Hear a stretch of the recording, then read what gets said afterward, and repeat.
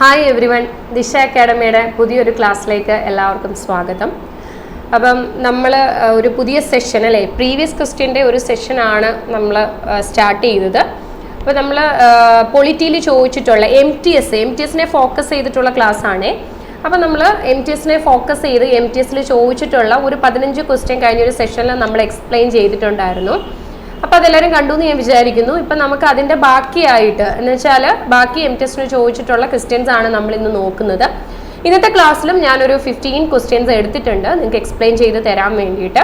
അപ്പോൾ നമുക്ക് ക്ലാസ്സിലോട്ട് പോയാലോ? ഓക്കെ, എല്ലാവരും ഓക്കെ ആണല്ലോ? നമുക്ക് ക്ലാസ് എടുക്കാമേ. നോക്കിയേ, first question, financial emergency provisions of Indian constitution have been borrowed from എന്നാണ് question. Okay, financial emergency provisions of Indian constitution have been borrowed from Canadian constitution, American constitution, Irish constitution, German constitution. അപ്പോൾ ചോദിച്ചിരിക്കുന്നത് financial emergency ആണ്. Financial സാമ്പത്തിക അടിയന്തരാവസ്ഥ എന്ന concept താഴെ പറഞ്ഞിരിക്കുന്നവയിൽ ഏത് കോൺസ്റ്റിറ്റ്യൂഷനിൽ നിന്ന് ബോറോ ചെയ്തതാണെന്ന് നമുക്കറിയാം. നമ്മുടെ ഇന്ത്യൻ കോൺസ്റ്റിറ്റ്യൂഷനിൽ നമ്മൾ 10 രാജ്യങ്ങളിൽ നിന്നുള്ള പല പല കൺസെപ്റ്റുകൾ ബോറോ ചെയ്തിട്ടുണ്ട്. കോൺസ്റ്റിറ്റ്യൂഷൻ ഫ്രെയിം ചെയ്ത സമയത്ത് ഏകദേശം 60 രാജ്യങ്ങളെ കൺസിഡർ ചെയ്തിട്ടുണ്ട്. അതിൽ നിന്നും ഫൈനലി 10 രാജ്യങ്ങളിൽ നിന്നുള്ള പല പല കൺസെപ്റ്റുകളാണ് കോൺസ്റ്റിറ്റ്യൂഷനിലേക്ക് ബോറോ ചെയ്തിരിക്കുന്നത്, 10 രാജ്യങ്ങളിൽ നിന്നും. അപ്പം അതിൽ വരുന്നൊരു കൺസെപ്റ്റാണ് ഈ എമർജൻസി എന്ന് പറയുന്നത്. എമർജൻസി എന്ന് വെച്ചാൽ എന്താണ്? എമർജൻസി എന്ന് വെച്ചാൽ അടിയന്തരാവസ്ഥ എന്ന് പറയും. അപ്പം നമ്മുടെ രാജ്യത്ത് പ്രധാനമായും 3 തരത്തിലുള്ള അടിയന്തരാവസ്ഥകളാണുള്ളത്. നാഷണൽ എമർജൻസി ഉണ്ട്, സ്റ്റേറ്റ് എമർജൻസി ഉണ്ട്, ഫിനാൻഷ്യൽ എമർജൻസി ഉണ്ട്. ഇങ്ങനെ 3 തരം അടിയന്തരാവസ്ഥകൾ അല്ലെങ്കിൽ 3 തരം എമർജൻസികളാണ് നമ്മുടെ രാജ്യത്തുള്ളത്. ഈ എമർജൻസികളെല്ലാം ഡിക്ലെയർ ചെയ്യുന്നത് അല്ലെങ്കിൽ പ്രൊക്ലെയിം ചെയ്യുന്നത് ഇന്ത്യയുടെ പ്രസിഡന്റ് ആണ്. ഇന്ത്യൻ പ്രസിഡന്റ് ആണ് എമർജൻസി ഡിക്ലെയർ ചെയ്യുന്നത്. ഓക്കെ, അപ്പം അതിൽ നിങ്ങൾ മനസ്സിലാക്കേണ്ട ഒരു കാര്യം എന്ന് വെച്ചാൽ ഈ എമർജൻസി എന്ന് പറയുന്ന കൺസെപ്റ്റ് ആക്ച്വലി എവിടെ നിന്ന് കിട്ടിയതാണെന്ന് ചോദിച്ചാൽ ഗവൺമെന്റ് ഓഫ് ഇന്ത്യ ആക്ട് 1935. എവിടെ നിന്നാണ് ഈ ഒരു കൺസെപ്റ്റ് കിട്ടിയത്? ഗവൺമെന്റ് ഓഫ് ഇന്ത്യ ആക്ട് 1935 നിന്നാണ് എമർജൻസി എന്ന് പറയുന്ന കൺസെപ്റ്റ് കിട്ടിയത്. എന്നാൽ ഫിനാൻഷ്യൽ എമർജൻസി എന്ന് എടുത്തു ചോദിച്ചാൽ അതിൻ്റെ ആൻസർ ജർമ്മൻ കോൺസ്റ്റിറ്റ്യൂഷൻ എന്നാണ്. പറഞ്ഞത് മനസ്സിലായോ? ഈ ഗവൺമെന്റ് ഓഫ് ഇന്ത്യ ആക്ട് 1935 എന്ന് പറയുന്നത് ബ്രിട്ടീഷുകാർ ഇന്ത്യക്കാർക്ക് വേണ്ടി നിയമിച്ചിട്ടുള്ള ഒരു ആക്ട് ആണ്. അതിൽ ഏറ്റവും സുപ്രധാനമായ ഒരു നിയമമാണ് ഗവൺമെന്റ് ഓഫ് ഇന്ത്യ ആക്ട്. ബ്രിട്ടീഷുകാർ ഇന്ത്യക്കാർക്ക് വേണ്ടി ഒരുപാട് ആക്ടുകൾ ഇറക്കിയിട്ടുണ്ട്. അതിൽ ഏറ്റവും പ്രധാനപ്പെട്ട ഒരു ആക്ട്, കാരണം ഈ ആക്ട് വരുന്നത് നിങ്ങളെല്ലാവരും കേട്ടിട്ടുണ്ട് റൗണ്ട് ടേബിൾ കോൺഫറൻസ് എന്നല്ലേ, വട്ടമേശ സമ്മേളനങ്ങൾ. പ്രധാനമായും 3 വട്ടമേശ സമ്മേളനങ്ങളാണുള്ളത്. 30-ലുണ്ട്, 31-ലുണ്ട്, 32-ലുണ്ട്. ഇങ്ങനെ 3 വട്ടമേശ സമ്മേളനങ്ങളാണ് ലണ്ടനിൽ വെച്ച് നടത്തിയിട്ടുള്ളത്. ഈ വട്ടമേശ സമ്മേളനങ്ങൾക്ക് ശേഷം ബ്രിട്ടീഷുകാർ ഇന്ത്യക്കാർക്ക് വേണ്ടിയിട്ട് ഇറക്കിയിട്ടുള്ള നിയമമാണ് ഗവൺമെന്റ് ഓഫ് ഇന്ത്യ ആക്ട് 1935. ഈ ആക്ടിനെ blueprint of Indian constitution എന്നാണ് ഈ ഗവൺമെന്റ് ഓഫ് ഇന്ത്യ ആക്ടിനെ വിളിക്കുന്നത്. എന്താണ് വിളിക്കുന്നത്? Blueprint of Indian constitution. ഇന്ത്യക്കാർ ഏറ്റവും കൂടുതൽ കടപ്പെട്ടിരിക്കുന്ന act government of India act 1935 ആണ്. അതിലൂടെ കുറേ കാര്യങ്ങൾ വന്നിട്ടുണ്ട്. റിസർവ് ബാങ്ക് ഓഫ് ഇന്ത്യ വന്നത്, ബർമ ഇന്ത്യയിൽ നിന്ന് സെപ്പറേറ്റ് ചെയ്തത്, ഗവർണർ എന്ന കൺസെപ്റ്റ് കൊണ്ടുവരുന്നത്, എമർജൻസി എന്ന കൺസെപ്റ്റ് വരുന്നതൊക്കെ ഗവൺമെന്റ് ഓഫ് ഇന്ത്യ ആക്ടിൽ നിന്നാണ്. സോ ഇവിടെ എമർജൻസി എന്ന കൺസെപ്റ്റ് എവിടെ നിന്ന് കിട്ടിയെന്ന് ചോദിച്ചാൽ ഗവൺമെന്റ് ഓഫ് ഇന്ത്യ ആക്ട് 1935. എന്നാൽ ഞാൻ പറഞ്ഞില്ലേ, എമർജൻസികൾ 3 ടൈപ്പ് ഉണ്ട്. ദേശീയ അടിയന്തരാവസ്ഥ, സംസ്ഥാന അടിയന്തരാവസ്ഥ, സാമ്പത്തിക അടിയന്തരാവസ്ഥ. അതിൽ സാമ്പത്തിക അടിയന്തരാവസ്ഥ എന്ന് എടുത്തു ചോദിച്ചാൽ ഫിനാൻഷ്യൽ എമർജൻസി എന്ന് എടുത്തു ചോദിക്കുകയാണ്. ആ കൺസെപ്റ്റ് എവിടെ നിന്ന് കിട്ടിയെന്ന് ചോദിച്ചാൽ അത് ജർമ്മനിയിൽ നിന്ന് കിട്ടിയതാണ്. ജർമ്മൻ കോൺസ്റ്റിറ്റ്യൂഷനിൽ നിന്ന് കൊണ്ടുവന്നതാണ് ഫിനാൻഷ്യൽ എമർജൻസി എന്ന കൺസെപ്റ്റ്. ക്ലിയർ ആയോ? ഫിനാൻഷ്യൽ എമർജൻസി എന്ന കൺസെപ്റ്റ് ഏത് രാജ്യത്ത് നിന്ന് ബോറോ ചെയ്തതെന്ന് ചോദിച്ചാൽ ഏത് രാജ്യത്തു നിന്നാണ്? ജർമ്മനിയിൽ നിന്ന് അല്ലെങ്കിൽ ജർമ്മൻ കോൺസ്റ്റിറ്റ്യൂഷൻ എന്ന് കിട്ടിയിട്ടുള്ളതാണ് ഫിനാൻഷ്യൽ എമർജൻസി എന്ന കൺസെപ്റ്റ്. ക്ലിയർ ആയെന്ന് വിചാരിക്കുന്നു. അടുത്ത ക്വസ്റ്റ്യൻ നോക്കാം. Okay, which of the following article of the Indian Constitution is related to the system of election of president? System of election of president. Question നന്നായിട്ട് വായിക്കുക. Okay, ഇവിടെ പിന്നെ article ഈ ഒരു ഓപ്ഷനിൽ ആർട്ടിക്കിൾ 54 ഉണ്ടായിരുന്നെങ്കിൽ മേ ബി ഇത് കൺഫ്യൂസ്ഡ് ആയിട്ട് നിങ്ങൾ ആൻസർ തെറ്റിക്കാനുള്ള സാധ്യതയുണ്ട്. കാരണം ഇവിടുത്തെ ക്വസ്റ്റ്യൻ എന്താണെന്ന് ചോദിച്ചാൽ സിസ്റ്റം ഓഫ് ഇലക്ഷൻ അല്ലെങ്കിൽ manner of election of president ആണോ ചോദിച്ചിരിക്കുന്നത്. ഏത് രീതി പ്രസിഡന്റിന്റെ ഇലക്ഷൻ നടത്തുന്ന രീതി പറയുന്നത് 55. മാനർ ഓഫ് ഇലക്ഷൻ പറയുന്നത് 55. എന്നാൽ പ്രസിഡന്റിന്റെ ഇലക്ഷനെ പറ്റി പറയുന്ന ആർട്ടിക്കിൾ 54 അപ്പം ഈ ക്വസ്റ്റ്യൻ വായിക്കുമ്പോൾ ഇവിടെ ആർട്ടിക്കിൾ അതാ ഞാൻ പറഞ്ഞത്, ഇവിടെ ആർട്ടിക്കിൾ 54 ഉണ്ടായിരുന്നെങ്കിൽ ഇലക്ഷൻ ഓഫ് പ്രസിഡന്റ് ഇലക്ഷൻ എന്ന് പറഞ്ഞാൽ നിങ്ങൾ 54 ആൻസർ ചെയ്യും, അവിടെ തെറ്റും. ഇവിടെ ക്വസ്റ്റ്യൻ ചോദിച്ചിരിക്കുന്നത് system of election of president അല്ലെങ്കിൽ manner of election of president, രണ്ടും 2 ആർട്ടിക്കിളാണ്. പ്രസിഡന്റിന്റെ ഇലക്ഷനെ പറ്റി പറയുന്ന ആർട്ടിക്കിൾ 54, പ്രസിഡന്റിന്റെ മാനർ ഓഫ് ഇലക്ഷനെ പറ്റി പറയുന്നത് 55. മനസ്സിലായോ? ഇവിടെ ആൻസർ ഏതാണ്? ആർട്ടിക്കിൾ 55. അപ്പം ഇങ്ങോട്ട് നോക്കുക, പ്രസിഡന്റിനെ പറ്റിയിട്ട് ഇന്ത്യൻ കോൺസ്റ്റിറ്റ്യൂഷനിൽ പറയുന്നത് ആർട്ടിക്കിൾ 52 മുതൽ 62 വരെയാണ്. മനസ്സിലാക്കുക, ഇന്ത്യൻ പ്രസിഡന്റ് ഇന്ത്യൻ രാഷ്ട്രപതിയെ പറ്റി പറയുന്ന ആർട്ടിക്കിൾ എവിടെ തൊട്ട് എവിടെ വരെയാന്ന് ചോദിച്ചാൽ 52 മുതൽ 62 വരെയുള്ള ആർട്ടിക്കിളാണ്. എക്സ്ക്ലൂസീവ്ലി ഇന്ത്യൻ പ്രസിഡന്റിനെ പറ്റി പറയുന്ന ആർട്ടിക്കിളാണ്. അത് നിങ്ങൾ അറിഞ്ഞിരിക്കേണ്ട ആർട്ടിക്കിൾ ഏതൊക്കെയാണെന്ന് ചോദിച്ചാൽ വളരെ പ്രധാനപ്പെട്ട ആർട്ടിക്കിൾ ഒന്ന് 52 പറയുന്നത് there shall be a president of India, ഇന്ത്യക്ക് ഒരു പ്രസിഡന്റ് ഉണ്ട് എന്ന് പറയുന്നതാണ് article 52. Okay, then 54, 53 executive power, അതത്ര ഇമ്പോർട്ടൻ്റ് അല്ല. ദെൻ 54 പറയുന്നത് പ്രസിഡന്റിന്റെ ഇലക്ഷനെ പറ്റിയിട്ടാണ്. പ്രസിഡന്റിന്റെ ഇലക്ഷനെ പറ്റിയിട്ടാണ് 54 പറയുന്നത്. 55 പറയുന്നത് മാനർ ഓഫ് ഇലക്ഷൻ അല്ലെങ്കിൽ സിസ്റ്റം ഓഫ് ഇലക്ഷൻ. കാരണം നമുക്കറിയാം സാധാ ഇലക്ഷൻ പോലെയാണോ പ്രസിഡന്റിന്റെ ഇലക്ഷൻ?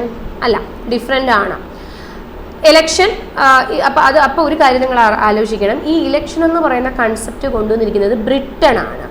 ബ്രിട്ടനിൽ നിന്നാണ് ഇലക്ഷൻ എന്ന് പറയുന്ന കൺസെപ്റ്റ് വന്നിരിക്കുന്നത്. എവിടെ നിന്നാണ് ഇലക്ഷൻ എന്ന കൺസെപ്റ്റ് നമ്മൾ ബോറോ ചെയ്തത്? ബ്രിട്ടനിൽ. എന്നാൽ പ്രസിഡൻഷ്യൽ ഇലക്ഷൻ എന്ന കൺസെപ്റ്റ് കൊണ്ടുവന്നത് പ്രസിഡൻഷ്യൽ ഇലക്ഷൻ. കാര്യം എന്താ വെച്ചാൽ ഇപ്പം ഞാൻ പറഞ്ഞതാ, ഇലക്ഷൻ എന്ന് പറയുമ്പോൾ പ്രസിഡന്റിന്റെ ഇലക്ഷൻ അതിൽ നിന്ന് ഡിഫറെൻ്റ് ആണ്. ഓക്കെ, പ്രസിഡൻഷ്യൽ ഇലക്ഷൻ എന്ന കൺസെപ്റ്റ് വന്നത് അയർലൻഡിൽ നിന്നാണ്. അപ്പോൾ ഇതിൻ്റെ ഇടയ്ക്ക് ഈ ഒരു പോയിന്റ് കൂടെ നിങ്ങൾ നോട്ട് ചെയ്യുക. എലക്ഷൻ എന്ന് പറയുന്ന ഐഡിയ എവിടെ നിന്ന് ബോറോ ചെയ്തു എന്ന് ചോദിച്ചാൽ അത് ബ്രിട്ടനിൽ നിന്നാണ്.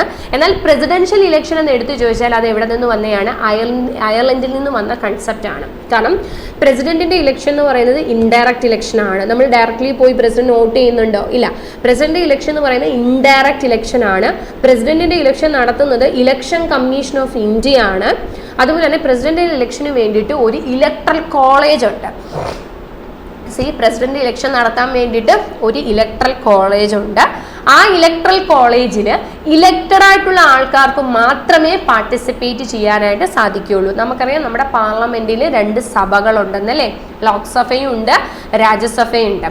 ഇന്ത്യൻ പാർലമെന്റ് എന്ന് പറയുന്നത് ലോക്സഭയും രാജ്യസഭയും പ്രസിഡന്റും കൂടെ ചേരുന്നതാണ് ഇന്ത്യൻ പാർലമെന്റ് എന്ന് പറയുന്നത്. However president is neither the member of Lok Sabha nor the member of Rajya Sabha. മനസ്സിലായോ? പ്രസിഡന്റ് എന്ന് പറയുന്നത് ലോക്സഭയുടെയോ രാജ്യസഭയുടെയോ മെമ്പർ അല്ല. എന്നാൽ പാർലമെന്റ് എന്ന് പറയുന്ന ലോക്സഭയും രാജ്യസഭയും പ്രസിഡന്റും കൂടി ചേരുന്നതാണ്. ഓക്കെ, ഈ പാർലമെന്റിന്റെ 2 സഭകൾ ലോക്സഭയും രാജ്യസഭയും ഇതിൽ ഇലക്റ്റഡ് ആയിട്ടുള്ള ആൾക്കാർക്ക് മാത്രമേ പ്രസിഡന്റ് ഇലക്ഷനിൽ പാർട്ടിസിപ്പേറ്റ് ചെയ്യാൻ പറ്റൂ. അതുപോലെ സ്റ്റേറ്റ് ലെജിസ്ലേറ്റീവ് അസംബ്ലി, സ്റ്റേറ്റിൽ നിന്നും ഇലക്റ്റഡ് ആയിട്ടുള്ള ആൾക്കാർക്ക് മാത്രമേ പ്രസിഡന്റ് ഇലക്ഷനിൽ പാർട്ടിസിപ്പേറ്റ് ചെയ്യാൻ പറ്റൂ. വിച്ച് മീൻസ് നോമിനേറ്റഡ് ആയിട്ടുള്ള ആർക്കും പ്രസിഡന്റിന്റെ ഇലക്ഷനിൽ പാർട്ടിസിപ്പേറ്റ് ചെയ്യാൻ സാധിക്കില്ല. അപ്പൊ പ്രസിഡന്റ് ഇലക്ഷൻ നടത്താൻ ഒരു ഇലക്ട്രൽ കോളേജ് ഉണ്ട്, ഇലക്ഷൻ കമ്മീഷനാണ് നടത്തുന്നത്. ആ ഇലക്ട്രൽ കോളേജിൽ ഇലക്റ്റഡ് ആയിട്ടുള്ള ആൾക്കാർ മാത്രമേ പാർട്ടിസിപ്പേറ്റ് ചെയ്യാനായിട്ട് പറ്റൂ. ഓക്കെ, ഇനി എങ്ങനെയാണ് നടത്തുന്നുള്ള ഡീറ്റെയിൽസ് ഒക്കെ ഉണ്ട്. ഇനി അത് വരുന്ന ക്ലാസ്സിൽ ഞാൻ പറഞ്ഞു തരാം, ഇല്ലെങ്കിൽ അത്രയും സമയം പോകും. അതുകൊണ്ട് നമ്മൾ ബാക്കി ഇതിലേക്ക് വരുന്നു. സോ ഇങ്ങോട്ട് നോക്കൂ, സിസ്റ്റം ഓഫ് ഇലക്ഷൻ ആണ് പറഞ്ഞേക്കുന്നത്. അത് ആർട്ടിക്കിൾ 55. അപ്പൊ 52 ഇന്ത്യൻ പ്രസിഡന്റിനെ പറ്റി പറയുന്നു, 54 ഇലക്ഷൻ, 55 എന്ന് പറയുന്നത് എന്താണ്?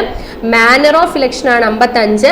56 എന്ന് പറയുന്നത് ടേം ആണ്, പ്രസിഡന്റിന്റെ ടേം. ഓക്കെ, ഒരു ടേം എന്ന് പറയുന്നത് നമുക്കറിയാം 5 years ആണ് അല്ലേ. ടേം എന്ന് പറയുന്നത് 5 വർഷമാണ്. ആ ടേമിനെ പറ്റി പറയുന്നു 56. 58ാമത്തെ ആർട്ടിക്കിളിൽ ക്വാളിഫിക്കേഷൻ, പ്രസിഡന്റിന്റെ ക്വാളിഫിക്കേഷനെ പറ്റി പറയുന്നതാണ് ആർട്ടിക്കിൾ 58. 58 ക്വാളിഫിക്കേഷൻ. 60 പറയുന്നത് ഓത്താണ്, പ്രസിഡന്റിന്റെ സത്യപ്രതിജ്ഞയെ പറ്റിയിട്ടാണ്. പ്രസിഡന്റ് സത്യപ്രതിജ്ഞ ചൊല്ലിക്കൊടുക്കുന്നത് ആരാണ്? സുപ്രീം കോടതി ചീഫ് ജസ്റ്റിസ് ആണ്. സുപ്രീം കോടതി CJ ആണ് ഓത്ത് ചൊല്ലിക്കൊടുക്കുന്നത്.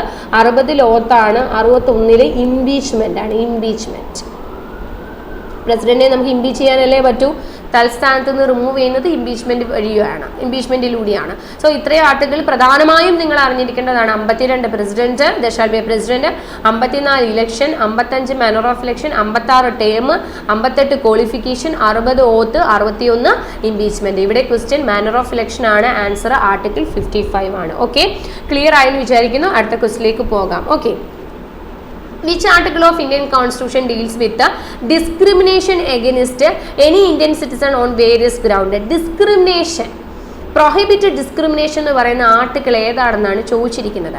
അതിനു മുമ്പേ ഒരു കാര്യം ഞാൻ പറയാം. നമുക്ക് ഇന്ത്യൻ കോൺസ്റ്റിറ്റ്യൂഷനിൽ പ്രധാനമായും 25 പാർട്ടുകളാണുള്ളത്. ഈ 25 പാർട്ടുകളിൽ ഏറ്റവും പ്രധാനപ്പെട്ട പാർട്ട് എന്ന് പറയുന്നത് പാർട്ട് 3 ആണ്. ഡെഫിനറ്റ്ലി ഇതിൽ നിന്ന് ക്വസ്റ്റ്യൻ ഉണ്ട്. ഏത് പരീക്ഷയാണെങ്കിലും, ഇനി MTS അല്ല, CHS അല്ല, CGL ആണെങ്കിലും, റെയിൽവേ എക്സാംസ് ആണെങ്കിലും, ഏത് പരീക്ഷയ്ക്കാണെങ്കിലും കോൺസ്റ്റിറ്റ്യൂഷനിൽ നിന്ന് ക്വസ്റ്റ്യൻ ചോദിച്ചിട്ടുണ്ട്. പാർട്ട് 3 ഡെഫിനറ്റ് ആയിട്ട് ഒരു ക്വസ്റ്റ്യൻ ഉണ്ടാവും. അതിൽ യാതൊരു സംശയമില്ലാത്ത കാര്യമാണ്. സോ അതുകൊണ്ട് തന്നെ പാർട്ട് 3 നല്ല രീതിയിൽ നിങ്ങൾ പഠിച്ചു വെക്കേണ്ടതാണ്. പാർട്ട് 3 എന്ന് പറയുമ്പോൾ അത് ഫണ്ടമെന്റൽ റൈറ്റ്സിനെ പറ്റിയിട്ടാണ്, മൗലിക അവകാശങ്ങളെ പറ്റിയിട്ടാണ് പാർട്ട് 3 പറയുന്നത്. പ്രധാനമായും അതിൽ വരുന്ന ആർട്ടിക്കിൾ എന്ന് പറയുന്നത് 12 തൊട്ട് 35 വരെയുള്ള ആർട്ടിക്കിളാണ്. പാർട്ട് 3 ഫണ്ടമെന്റൽ റൈറ്റ്, മൗലിക അവകാശങ്ങളെ പറ്റി പറയുന്നു. ആർട്ടിക്കിൾ 12 മുതൽ 35 വരെയാണ്. അപ്പം നമുക്ക് പ്രധാനമായും 6 ഫണ്ടമെന്റൽ റൈറ്റുകൾ ഉണ്ട്. ഫണ്ടമെന്റൽ റൈറ്റ് എത്ര എണ്ണം ഉണ്ട്? 6 എണ്ണം ഉണ്ട്. അതിൽ ആദ്യത്തെ ഫണ്ടമെന്റൽ റൈറ്റ് ആണ്, ഒന്നാമത്തെ ഫണ്ടമെന്റൽ റൈറ്റ് ആണ് റൈറ്റ് ടു ഇക്വാളിറ്റി എന്ന് പറയുന്നത്. 6 ഫണ്ടമെന്റൽ റൈറ്റ് ഉണ്ട്. 6ഉം വളരെയധികം ഇമ്പോർട്ടൻ്റ് ആയിട്ടുള്ള റൈറ്റുകളാണ്. അതിൽ ഫസ്റ്റ് റൈറ്റ് എന്ന് പറയുന്നത് റൈറ്റ് ടു ഇക്വാളിറ്റി ആണ്. ഈ റൈറ്റ് ടു ഇക്വാളിറ്റിയിൽ പ്രധാനമായും വരുന്ന ആർട്ടിക്കിളാണ് 14 മുതൽ 18 വരെയുള്ള ആർട്ടിക്കിൾ. 12, 13 അതിൽ വരില്ല, അതത്ര ഇമ്പോർട്ടൻ്റ് അല്ല. 14 മുതൽ 18 വരെയുള്ള ആർട്ടിക്കിളാണ് റൈറ്റ് ടു ഇക്വാളിറ്റി. എന്ന് വെച്ചാൽ മൊത്തം നമുക്ക് 6 ഫണ്ടമെന്റൽ റൈറ്റ് ഉണ്ട്. അതിൽ ആദ്യത്തെ ഫണ്ടമെന്റൽ റൈറ്റ് ആണ് right to equality. Right to ഇക്വാളിറ്റിയിൽ വരുന്നതാണ് 14 മുതൽ 18 വരെയുള്ള ആർട്ടിക്കിൾ. ഇതില് 15ാമതായിട്ട് പറയുന്ന ആർട്ടിക്കിളാണ് പ്രൊഹിബിറ്റ് ഡിസ്ക്രിമിനേഷൻ. എന്താണ് പ്രൊഹിബിറ്റ് ഡിസ്ക്രിമിനേഷൻ? അതിനു മുമ്പേ ഒരു കാര്യം പറയട്ടെ. ഈ റീസെൻ്റ് ആയിട്ട് ഒരു എക്സാമിന് ചോദിച്ചൊരു ക്വസ്റ്റ്യൻ ആണ്, റൈറ്റ് ടു ഇക്വാളിറ്റിയിൽ എത്ര ആർട്ടിക്കിൾസ് ഉണ്ട് എന്നുള്ളത്. റൈറ്റ് ടു ഇക്വാളിറ്റീസിൽ എത്ര ആർട്ടിക്കിൾ ഉണ്ട് എന്ന് ചോദിച്ചിട്ടുണ്ട്. അപ്പോൾ പെട്ടെന്ന് ആൾക്കാരുടെ മൈൻഡിൽ വരും 14 മുതൽ 18 വരെ 4 ആർട്ടിക്കിൾ എന്ന് എഴുതി വെക്കും. ഓപ്ഷന് 4 ആർട്ടിക്കിൾ ഉണ്ടായിരുന്നു. How many articles are there in right to equality ചോദിച്ചാൽ 4 എന്ന് എഴുതി വെച്ചാൽ തെറ്റാണ്. 14 തൊട്ട് 18 വരെ 4 ആർട്ടിക്കിളേ ഉള്ളൂ. നിങ്ങളൊന്ന് കൗണ്ട് ചെയ്തേ. 14, 15, 16, 17, 18 5 ആർട്ടിക്കിൾ അതിൽ പറയുന്നുണ്ട്. റൈറ്റ് ടു ഇക്വാളിറ്റിയിൽ 5 ആർട്ടിക്കിൾസ് ഉണ്ട്. മനസ്സിലായോ? അത് ചോദിച്ചതായതുകൊണ്ടാണ് പറഞ്ഞു തന്നത്. അപ്പോൾ ഇതിൽ ഈ റൈറ്റ് ടു ഇക്വാളിറ്റിയിലെ 15ാമത്തെ ആർട്ടിക്കിളിൽ പറയുന്നു പ്രൊഹിബിറ്റ് ഡിസ്ക്രിമിനേഷൻ. വളരെ ഇമ്പോർട്ടൻ്റ് ആയിട്ടുള്ള ഒരു ആർട്ടിക്കിളാണ്. ഇത് പല പ്രാവശ്യം എക്സാമുകളിൽ ചോദിച്ചിട്ടുണ്ട്. മോസ്റ്റ് റിപ്പീറ്റഡ് ക്വസ്റ്റ്യൻ ആണ് ആർട്ടിക്കിൾ 15, പ്രൊഹിബിറ്റ് ഡിസ്ക്രിമിനേഷൻ, വിവേചനം തടയുക എന്നുള്ളത്. പല രീതിയിലുള്ള ഓൺ വേരിയസ് ഗ്രൗണ്ട്സ് പല രീതിയിൽ എന്ത് ചെയ്യാറുണ്ട്? ഡിസ്ക്രിമിനേഷൻ നമ്മുടെ നാട്ടിലുണ്ട്. ഏറ്റവും വലിയ ഡിസ്ക്രിമിനേഷൻ ആണ് caste wise discrimination. Caste wise discrimination നടക്കുന്നുണ്ട്. ജാതിയുടെ പേരിൽ ആൾക്കാരെ വേർതിരിക്കുക. റിലീജിയൻ വൈസ് ഡിസ്ക്രിമിനേഷൻസ് ഉണ്ട്. പിന്നെന്താണ് പറയുന്നത്? റേഷ്യൽ ഡിസ്ക്രിമിനേഷൻ, കളർ വൈസ്, റേസിന്റെ പേരിൽ കറുപ്പ് വെള്ള ആ ഒരു രീതിയിലുള്ള ഡിസ്ക്രിമിനേഷൻസ് ഉണ്ട്. അതുപോലെ പ്ലേസ് ഓഫ് ബർത്ത്, ജനിച്ച സ്ഥലത്തിന്റെ പേരിൽ ആൾക്കാരെ ഡിസ്ക്രിമിനേഷൻ നടത്താറുണ്ട്. അതുപോലെ സെക്ഷൽ ഡിസ്ക്രിമിനേഷൻ ഉണ്ട്. ജെൻഡർ വൈസ്, മെയിൽ ഫീമെയിൽ ആ രീതിയിൽ, ഇങ്ങനെ പല രീതിയിലുള്ള, അതാണ് ഓൺ വേരിയസ് ഗ്രൗണ്ട്സ് പല രീതിയിലുള്ള ഡിസ്ക്രിമിനേഷൻസ് ഉണ്ട്. അത് പ്രൊഹിബിറ്റ് ചെയ്യുക. പ്രൊഹിബിറ്റ് ഡിസ്ക്രിമിനേഷൻ, അതാണ് ആർട്ടിക്കിൾ 15 പറയുന്നത്. ക്വസ്റ്റ്യൻ അതല്ലേ? Discrimination against any Indian citizen on various, പല രീതിയിൽ, പല മാനദണ്ഡങ്ങളിൽ, പല കാര്യങ്ങളിൽ എന്താണ് സിറ്റിസണോട് ഉള്ള ഡിസ്ക്രിമിനേഷൻസ് പ്രൊഹിബിറ്റ് ചെയ്യുക എന്ന് പറയുന്ന ആർട്ടിക്കിളാണ് 15. ഇതിന് ആൻസർ ഏതാണെന്ന് ചോദിച്ചു കഴിഞ്ഞാൽ ആർട്ടിക്കിൾ 15 ആണ്. ഓക്കെ, ക്ലിയർ ആയെന്ന് വിചാരിക്കുന്നു. അടുത്ത ക്വസ്റ്റിലേക്ക് പോവാം. How many schedules are there in the Indian constitution? ഇതൊക്കെ വളരെ സിമ്പിൾ ആയിട്ടുള്ള ക്വസ്റ്റ്യൻ ആണ്. എന്നാൽ ഇത് ഒരുപാട് പ്രാവശ്യം ചോദിച്ച ക്വസ്റ്റ്യനുമാണ്. സിമ്പിളാണ്. നമുക്കത് എന്താ പറയുക, ഈ ചോദ്യം ചോദിക്കുമ്പോൾ നമുക്ക് ആൻസർ ചെയ്യാം. എത്ര ഷെഡ്യൂൾ ഇന്ത്യൻ കോൺസ്റ്റിറ്റ്യൂഷൻ ഉണ്ടോ വെച്ചാൽ 12 ഷെഡ്യൂൾ. ടോട്ടൽ 12 ഷെഡ്യൂളുകളാണുള്ളത്. നമുക്ക് ടോട്ടൽ എത്ര, ഞാൻ കഴിഞ്ഞ ക്വസ്റ്റ്യനിൽ പറഞ്ഞില്ല എത്ര പാർട്ടുണ്ട് നമുക്ക് ഇന്ത്യൻ കോൺസ്റ്റിറ്റ്യൂഷൻ? 25 പാർട്ട്. എത്ര ഷെഡ്യൂൾ ഉണ്ടെന്ന് ചോദിച്ചാൽ നമുക്ക് 12 ഷെഡ്യൂൾ. എത്ര ആർട്ടിക്കിൾ ഇന്ത്യൻ കോൺസ്റ്റിറ്റ്യൂഷനിൽ ഉണ്ടെന്ന് ചോദിച്ചു കഴിഞ്ഞാൽ നമുക്ക് 448 ആർട്ടിക്കിൾസ്. അപ്പോൾ ആർട്ടിക്കിൾസ് 440 കറണ്ട്ലി 448, 12 ഷെഡ്യൂൾ, 25 പാർട്ടുകൾ. ഇത് നിലവിലെ കാര്യമാണ്. എന്നാൽ കോൺസ്റ്റിറ്റ്യൂഷൻ നിലവിൽ വന്നത് എന്നാണ്? 1950 ജനുവരി 26 അല്ലേ ഇന്ത്യൻ ഭരണഘടന നിലവിൽ വരുന്നത്. ഇന്ത്യൻ ഭരണഘടന നിലവിൽ വന്നപ്പോൾ അവിടെ എത്ര പാർട്ട് ആ സമയത്ത് ഉണ്ടായിരുന്നു എന്ന് ചോദിച്ചാൽ 22 പാർട്ട്. ഇപ്പം ഇന്ത്യൻ കോൺസ്റ്റിറ്റ്യൂഷൻ നിലവിൽ വരുമ്പോൾ 22 പാർട്ടേ ഉള്ളൂ. അതാണ് ഇപ്പോൾ 25 പാർട്ടായി മാറിയത്. അതുപോലെ തന്നെ എത്ര ഷെഡ്യൂൾ ആ സമയത്ത് ഉണ്ടായിരുന്നു എന്ന് ചോദിച്ചാൽ 8 ഷെഡ്യൂൾ മാത്രമേ ഉണ്ടായിരുന്നുള്ളൂ. ഇന്ത്യൻ കോൺസ്റ്റിറ്റ്യൂഷൻ നിലവിൽ വരുമ്പോൾ 8 ഷെഡ്യൂളാണ് ഉണ്ടായിരുന്നെങ്കിൽ ഇപ്പോൾ 12 ഷെഡ്യൂളുണ്ട്. അതുപോലെ എത്ര ആർട്ടിക്കിൾ ആ സമയത്ത് ഉണ്ടായിരുന്നു എന്ന് ചോദിച്ചാൽ 395. കോൺസ്റ്റിറ്റ്യൂഷൻ നിലവിൽ വരുമ്പോൾ നമുക്ക് 395 ആർട്ടിക്കിളേ ഉണ്ടായിരുന്നുള്ളൂ. പക്ഷേ ഇപ്പം നമുക്ക് 448 ആർട്ടിക്കിളുണ്ട്. അപ്പം എങ്ങനെ വേണമെങ്കിലും ചോദിക്കാം. അത് ആൾക്കാർ ചിലർ തെറ്റിക്കുന്ന ഒരു കാര്യമാണ്. ഇങ്ങനെ ചോദിക്കാറുണ്ട്, originally how many part in the Indian constitution, അല്ലെങ്കിൽ originally how many schedules are there in. ഈ ഒറിജിനലി എന്ന് പറഞ്ഞാൽ കോൺസ്റ്റിറ്റ്യൂഷൻ നിലവിൽ വരുമ്പോൾ എത്ര ഉണ്ടായിരുന്നു എന്നുള്ളതാണ് ഈ ഒറിജിനലിയുടെ മീനിങ് കേട്ടോ. ഹൗ മെനി ഷെഡ്യൂൾ എന്ന് ചോദിച്ചാൽ 12 എണ്ണം കറക്റ്റാണ്. ഒറിജിനലി എന്ന് പറഞ്ഞാൽ നിങ്ങൾ ഇപ്പോഴത്തെ എഴുതി വെക്കല്ലോ. ഒറിജിനലി എന്ന് വെച്ചാൽ കോൺസ്റ്റിറ്റ്യൂഷൻ നിലവിൽ വരുമ്പോൾ എത്ര ഉണ്ടായിരുന്നു എന്ന് ചോദിച്ചാൽ 8 ഷെഡ്യൂൾ മാത്രമേ ഒറിജിനലി ഉള്ളൂ. 22 പാർട്ടേ ഉള്ളൂ. 395 ആർട്ടിക്കിളേ ഉള്ളൂ നിലവിൽ. പക്ഷേ 25 പാർട്ടും 12 ഷെഡ്യൂളും 448 ആർട്ടിക്കിളും ഉണ്ട്. അപ്പോൾ ഇന്ത്യൻ കോൺസ്റ്റിറ്റ്യൂഷനിൽ എത്ര ഷെഡ്യൂൾസ് ഉണ്ടെന്ന് ചോദിച്ചാൽ എത്ര ഉണ്ട്? 12. അവിടെ ക്വസ്റ്റ്യൻ ഒറിജിനലി എന്ന് ചോദിച്ചിട്ടുണ്ടെങ്കിൽ നിങ്ങൾ എത്ര എഴുതണം? 8 എഴുതണം. ഒറിജിനലി എത്ര ഉണ്ട് ഷെഡ്യൂൾ എന്ന് പറഞ്ഞു കഴിഞ്ഞാൽ അതിൻ്റെ ആൻസർ എത്രയാണ്? 8. ഓക്കെ, അടുത്ത ക്വസ്റ്റ്യൻ നോക്കാം. Okay, in which article of the Indian Constitution the eradication of untouchability has been mentioned? വീണ്ടും ഫണ്ടമെന്റൽ റൈറ്റ് എന്നുള്ള ഒരു ക്വസ്റ്റ്യൻ ആണ്. Eradication of untouchability, again fundamental right എന്ന ക്വസ്റ്റ്യൻ. 6 ഫണ്ടമെന്റൽ റൈറ്റ് ഉണ്ടെന്ന് പറഞ്ഞു. ആദ്യത്തെ റൈറ്റ് ഏതാണെന്ന് പറഞ്ഞാൽ നിങ്ങൾ റൈറ്റ് ടു ഇക്വാളിറ്റി ആണ് അല്ലേ, തുല്യതയ്ക്കുള്ള അവകാശമാണ് ആദ്യത്തെ റൈറ്റ്. അതിൽ വരും നമ്മൾ പറഞ്ഞു 14 മുതൽ 18 വരെയുള്ള ആർട്ടിക്കിൾ എന്ന് പറഞ്ഞു. അപ്പോൾ നമ്മൾ 15 പഠിച്ചില്ലേ? 15-ൽ ഇപ്പം പറഞ്ഞു എന്താണ്? Prohibit discrimination. ഡിസ്ക്രിമിനേഷൻ പ്രൊഹിബിറ്റ് ചെയ്യുക. പഠിച്ചില്ലേ? പഠിച്ചു. Prohibit discrimination. ഇങ്ങോട്ട് നോക്കൂ, അൺടച്ചബിലിറ്റി ഇറാഡിക്കേറ്റ് ചെയ്യുക എന്ന് പറയുന്ന ആർട്ടിക്കിൾ 17 ആണ്. ഇത് രണ്ടുമാണ് സ്ഥിരം ഫണ്ടമെന്റൽ റൈറ്റിലെ റൈറ്റ് ടു ഇക്വാലിറ്റി എന്ന് ചോദിക്കുന്ന സ്ഥിരം ചോദിക്കുന്ന 2 ആർട്ടിക്കിളാണ് 15ഉം 17. സ്ഥിരം ചോദിക്കുന്നത് 17 എന്താണെന്ന് ചോദിച്ചാൽ eradication of untouchability. Untouchability eradicate ചെയ്യുക, തൊട്ടുകൂടായ്മ എന്ന് പറയുന്ന അവസ്ഥ അല്ലെങ്കിൽ അൺടച്ചബിലിറ്റി ഇറാഡിക്കേറ്റ് എന്ന് പറയുന്ന ആർട്ടിക്കിളാണ് ആർട്ടിക്കിൾ 17. ഈ ആർട്ടിക്കിൾ പാസ്സാക്കിയപ്പോൾ മഹാത്മാഗാന്ധിക്ക് ജയ് വിളിച്ച് പാസ്സാക്കിയ ആർട്ടിക്കിളാണ്. മഹാത്മാഗാന്ധിക്ക് ജയ് വിളിച്ച് പാസ്സാക്കിയ ആർട്ടിക്കിളാണ് ആർട്ടിക്കിൾ 17. അതുകൊണ്ട് ഈ 15ഉം 17 ആർട്ടിക്കിൾ 15ഉം ആർട്ടിക്കിൾ 17 നിങ്ങൾ പഠിച്ചു വെച്ചേക്കണം. 17 പറയുന്നത് എന്താണ്? ഇറാഡിക്കേഷൻ ഓഫ് അല്ലെങ്കിൽ അബോളിഷൻ ഓഫ് അൺടച്ചബിലിറ്റി, തൊട്ടുകൂടാൻ. നമ്മുടെ നാട്ടിലിപ്പോൾ തീരെ ഇല്ലാത്തൊരു വ്യവസ്ഥ തന്നെയാണ്. എന്നാൽ ഒരു സമയത്ത് പണ്ട് ചരിത്രം നമ്മൾ ബുക്കുകൾ വായിക്കുമ്പോൾ മനസ്സിലാക്കും അൺടച്ചബിലിറ്റി എന്ന് പറയുന്നത് ഏറ്റവും കൂടുതൽ ഉണ്ടായിരുന്ന ഒരു നാടാണ് നമ്മളുടേത്. എന്നാൽ ഇപ്പോഴത്തെ ഒരു സാഹചര്യത്തിൽ നമുക്ക് തീരെ അൺടച്ചബിലിറ്റി എന്ന് പറയുന്ന ഒരു സാഹചര്യം നമ്മുടെ നാട്ടിലില്ല. അപ്പം അൺടച്ചബിലിറ്റി ഇറാഡിക്കേറ്റ് ചെയ്യുക എന്ന് പറയുന്ന ആർട്ടിക്കിളാണ് ആർട്ടിക്കിൾ 17 എന്ന് പറയുന്നത്. ഓക്കെ, അപ്പോൾ 15ഉം 17 നിങ്ങൾ പഠിച്ചല്ലോ. ബാക്കിയുള്ള ആർട്ടിക്കിൾ വേണമെങ്കിൽ നിങ്ങൾക്ക് പറഞ്ഞുതരാം. 14-ൽ പറയുന്നത് ഇക്വാളിറ്റി ബിഫോർ ലോ. 14 എന്താണ്? ഇക്വാലിറ്റി ബിഫോർ ലോ, അല്ലെങ്കിൽ നമുക്ക് സിംപ്ലി പറയാം all are equal before law. നിയമത്തിന് മുന്നിൽ എല്ലാവരും ഈക്വൽ ആണ്. അവിടെ യാതൊരു രീതിയിലുള്ള ഇതുമില്ല. നിയമത്തിന് മുന്നിൽ എല്ലാ ആൾക്കാരും ഒരുപോലാണെന്ന് പറയുന്ന ആർട്ടിക്കിളാണ് ആർട്ടിക്കിൾ 14. ആർട്ടിക്കിൾ 15 നമ്മൾ പറഞ്ഞു പ്രൊഹിബിറ്റ് ഡിസ്ക്രിമിനേഷൻ. ഇനി ആർട്ടിക്കിൾ 16 എന്ന് പറയുന്നത് equal opportunity in the matter of public employment. അവസര സമത്വം ഈക്വൽ ആയിരിക്കുക.